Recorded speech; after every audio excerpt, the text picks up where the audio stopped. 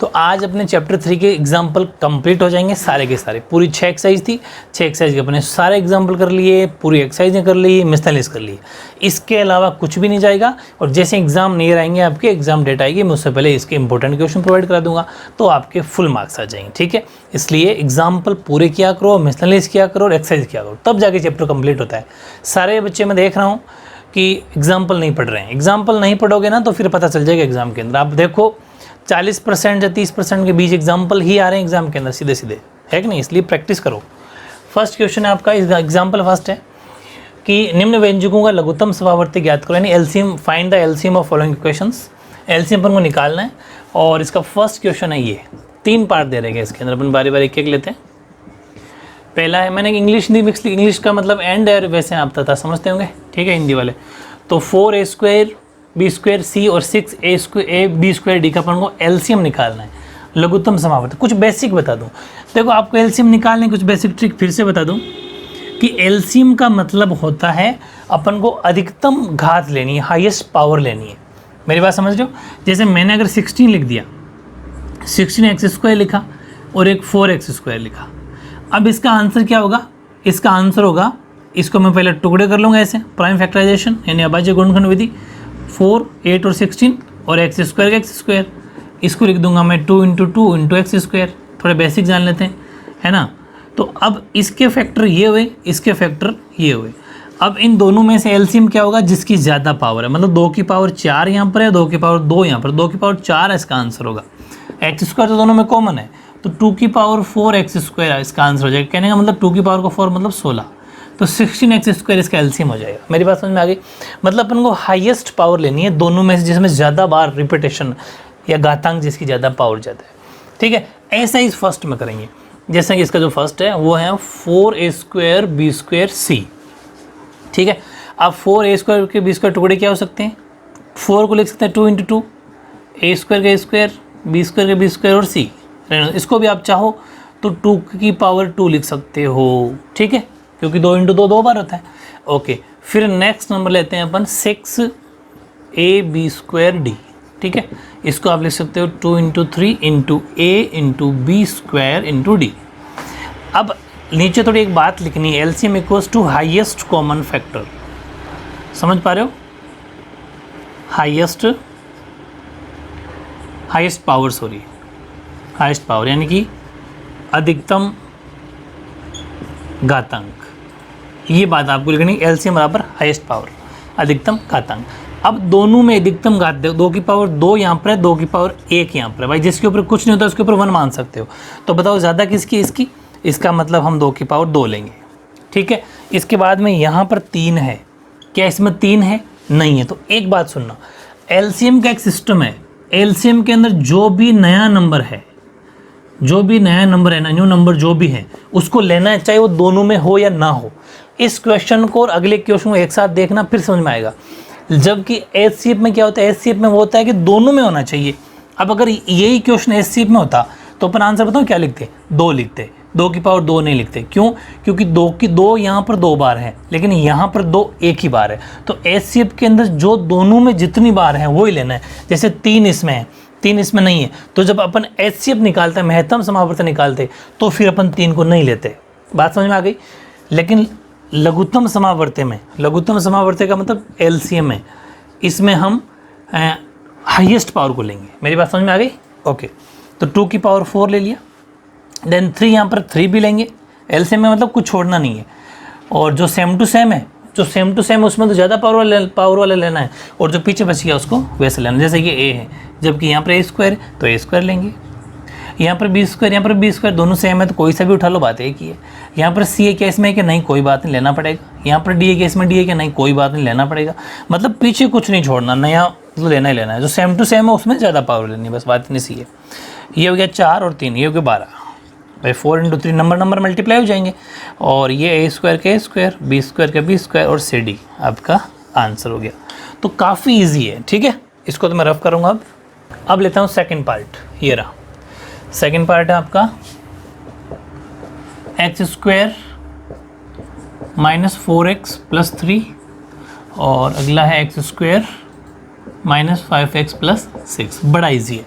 दोनों में कॉमन ढूंढना है, लेकिन हमेशा एक बात का ध्यान रखना, यहाँ पर तो क्या थी, एक एक नंबर था, एक ये था और एक ये था, लेकिन यहाँ पर क्या है, 3 डिजिट है, पहले स्क्वायर की वैल्यू है, फिर एक्स है, फिर नंबर है, स्क्वायर की वैल्यू है, एक्स है, नंबर है।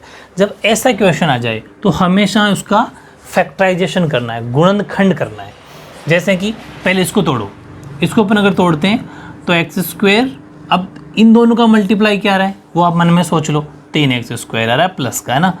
अब इस 4x के माइनस 4x के जो बीच वाला है ना, इसके टुकड़े करते हैं अपन, इसके ऐसे 2 टुकड़े करो कि जब उनको सोल्व करें तो 4x बच हो जाए, यानी कि, और मल्टीप्लाई करें तो 3x स्क्वायर हो जाए। ये देखो, माइनस का 3x और माइनस का 1x, दोनों को जोड़ा तो माइनस का 4x हो गया, और दोनों को जब मल्टीप्लाई किया तो माइनस माइनस प्लस, 3 का 3 और x इंटू एक्स स्क्वायर।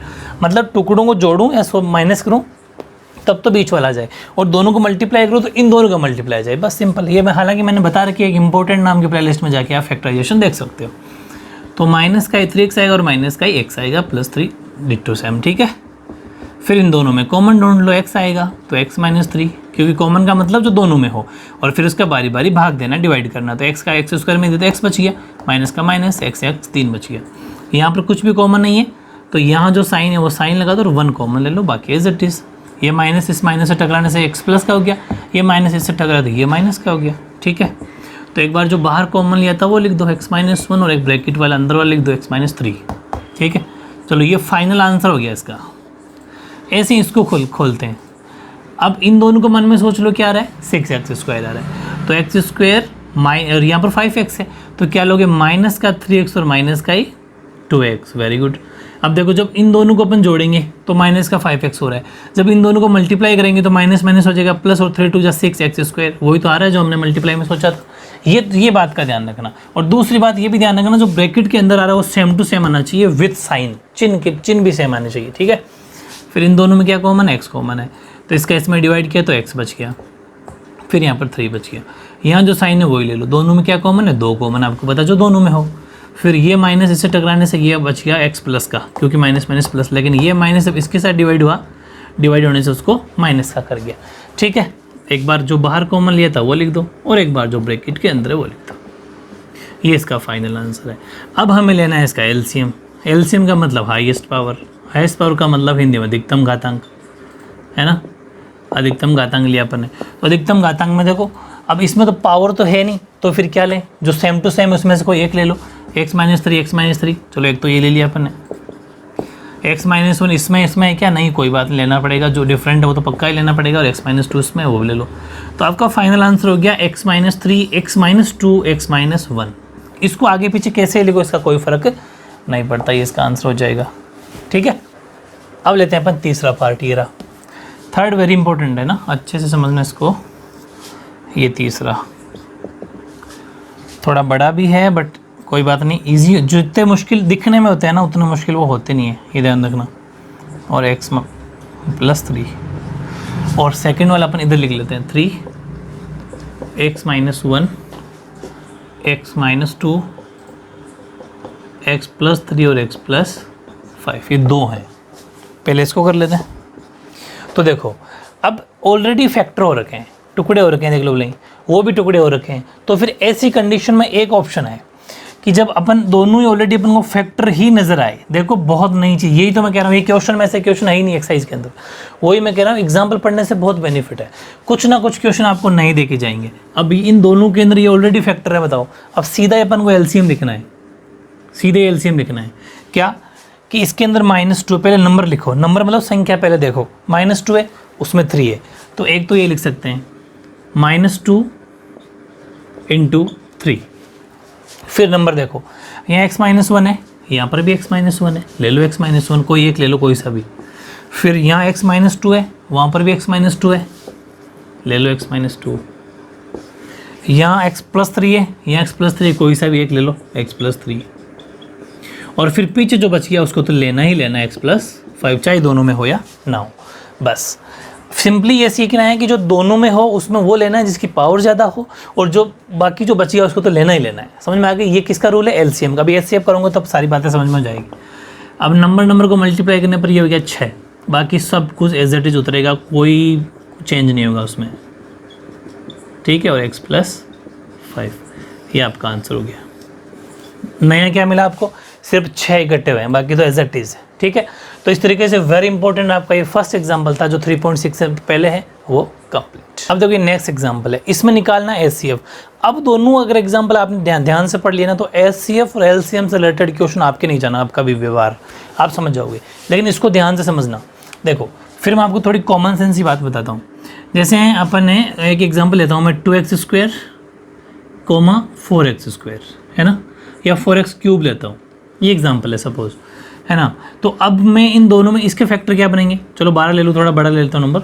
इसके फैक्टर क्या बनेंगे, 2 × 2 × 3 हो गए 12 × x², ध्यान से सुनना, ठीक है। और इसके क्या बनेंगे, 2 × 2 × x³। अब जो अगर मुझे इसका एचसीएफ निकालना है ना तो मैं इसका क्या आंसर लिखूंगा, जो दोनों में हो। जैसे 2 की पावर 2 इसमें, 2 की पावर 2 इसमें भी, ठीक है लिख दिया, 2 की पावर 2 है। फिर इसमें 3 है, क्या इसमें 3 है, क्या नहीं है, तो फिर अपन 3 नहीं लिखेंगे, एचसीएफ के अंदर ये है, मतलब जो दोनों में हो, समझ पा रहे हो, दोनों में होना चाहिए। फिर मतलब इसमें क्या होता है कि उसमें तो हाईएस्ट पावर थी, इसमें लोवेस्ट पावर। जैसे यहाँ पर लोवेस्ट पावर का मतलब जैसे यहाँ x² है और यहाँ पर क्या है x³, कौन सी लेंगे, लोवेस्ट पावर, मतलब x²। सिंपली समझ लो कि जो दोनों में हो, यहाँ पर x² है, इसमें भी x² है, x² × x है, लेकिन ये एक्स्ट्रा है, ये इसी के पास है, इसके पास नहीं है, तीसरे वाला x। मेरी बात समझ गए, यहाँ पर 2x है जबकि इसके पास 3x है, लेकिन हमें वही लेना जो दोनों में हो, ये ध्यान रखना। तो यहाँ आंसर क्या निकल के आता, 4x²। अगर यही मैं एलसीएम निकालता इसका तो एलसीएम होता, ये तो एचसीएफ हो गया, चलो 4x², इसी का मैं अगर एलसीएम निकालता तो होता 2 × 2 2 बार, फिर 3 भी लेते, चाहे दोनों में हो या ना हो, फिर x³ लेते, क्योंकि इसमें हाईएस्ट पावर लेनी है, लोवेस्ट पावर नहीं लेनी, ये एलसीएम का रूल है। तो एलसीएम हो जाता 12x³। यही सीखना है, फोर्थ, हाँ ये चीज़ सीखनी है आपको, ठीक है। अब यहाँ पर मेरे हिसाब से अगर आपने ये बेसिक बातें सीख ली, रफ कर दूँ मैं, तो अगर आपकी ये सिंपल है बहुत, ठीक है। 8a² b² c, इसके करते हैं अपन फैक्टर, प्राइम फैक्टराइजेशन, तो वो हो जाएगा 2 की पावर 3 भाई 8 का मतलब 2 × 2 × 2 3 बार, और इंटू a² × b² × c, ठीक है। अब ले लो 18 ab³ c², तो 18 को लिख सकते हैं अपन 3 × 3 9 × 2, यानी कि 2 × 3 की पावर 2, मतलब 3 2 बार और 2 1 बार, इंटू a × b³ × c², 2 लिख दिया। फर्स्ट करें अपन। अब एक बात बताओ, एचसीएफ का मतलब हाईएस्ट कॉमन फैक्टर, हिंदी में मैसे पे बोलते हैं, महत्तम समावर्तक, मैसे वह जो भी है ना, तो इसका हो जाएगा आपके एचसीएफ अपन लिखेंगे lowest power, HCF equals to lowest power, यानी कि न्यूनतम घातांक, न्यूनतम घातांक, ये आपको लिखना है। अब सुनो, ये लाइन लिख देनी एग्जाम में सफिशिएंट, और फिर लिखना है एचसीएफ हाईएस्ट कॉमन फैक्टर, यानी कि मैथ से भी, हिंदी वाले भी एचसीएफ लिख देना, कोई वो फर्क नहीं पड़ता, मैथ से वह महत्तम समावर्तक। तब सुनो, वो लघुत्तम समावर्तक लेस है वह, है ना, ये मैथ है वह। अब देखो यहाँ पर अपन क्या लेंगे, यहाँ पर 2 है, क्या इसमें भी 1 है 2 3 बार, इसमें 2 1 बार है, उसमें 2 3 बार है, क्या इसमें 2 3 बार है, नहीं, तो अपन वही लेंगे जो दोनों में, तो 2 की पावर 1 मतलब लोवेस्ट पावर 1 लेंगे। 3 की पावर 2 इसमें है, क्या इसमें है, क्या नहीं, तो नहीं लेंगे। फिर यहाँ पर a है, यहाँ पर a², लेकिन हम क्या लेंगे, a लेंगे जो दोनों में हो। फिर यहाँ पर b² लेंगे, क्योंकि यहाँ पर b³ है, लेकिन उसके अंदर उसके पास तो 2 ही है। फिर यहाँ पर c लेंगे, क्योंकि इसके पास c² है, लेकिन उसके पास तो c 2 बार नहीं है, ठीक है, ये ध्यान रखना। तो आंसर क्या होगा, 2ab² c। चलो ये फर्स्ट का आपका आंसर हो गया, बहुत ईजी है। अब लेते हैं सेकेंड जो है आपका वो है 20x² - 9x + 1 and 5x² - 6x + 1। तो इसको देखो, सबसे पहले क्या करेंगे, फैक्टराइजेशन करने पड़ेंगे, और तो कोई रूल भी नहीं है इसके अंदर, ठीक है। तो इन दोनों का मन में सोच लिया आपने, 20x² आ रहा है। अब 9x के क्या टुकड़े होंगे, जो 20x² ला दे, तो 9x कैसे टुकड़े हो जाएंगे, 4 और 5, यानी कि माइनस का 5x और माइनस का 4x + 1, 5 4 से 20 होता है, राइट। और दोनों को जो जोड़ूँ -5x और -4x, तो माइनस का 9x, ठीक है। तो अब क्या करना है, दोनों में कॉमन ले लो, क्या कॉमन जा रहा है, 5 और x², लेकिन इसके पास तो x ही है, तो x जा रहा है x कॉमन, तो 5 4 से 20, x से x कट गया तो x बच गया, 5x है 5x 1 टाइम, यहाँ जो साइन है वही लगा दो, और दोनों में कुछ भी कॉमन है तो 1 लिख दो, ये माइनस से टकरा है भाई, जो यहाँ लिखते हैं उसका डिवाइड करते हैं, तो माइनस से माइनस ये हो गया प्लस का 4x, और ये माइनस के पास क्या, तो ये हो गया माइनस का 1। दोनों सेम है क्या, सेम है। तो एक बार तो बाहर की वैल्यू जो कॉमन लेती है वो लिख दो, और एक बार ब्रैकेट वाली लिख दो, बस ये इसके फाइनल टुकड़े हो गए। बात समझ में आ गई। इसमें 2 पार्ट है ना अभी, तो अपन अभी ये एक पार्ट करा है, अब ये करते हैं 5x² - 6x + 1, ठीक है। वही वाली बात, ये 5x² हो रहा है, मन में सोच लिया, तो क्या फैक्टर हो जाएंगे इसके, माइनस का 5x और माइनस का x, यानी कि माइनस का 5x और माइनस का x + 1, दोनों को जब ऐड करते हैं तो माइनस का 6x आ रहा है, और मल्टीप्लाई 5x² आ रहा था, ये भी मल्टीप्लाई 5x² आ रहा है प्लस में।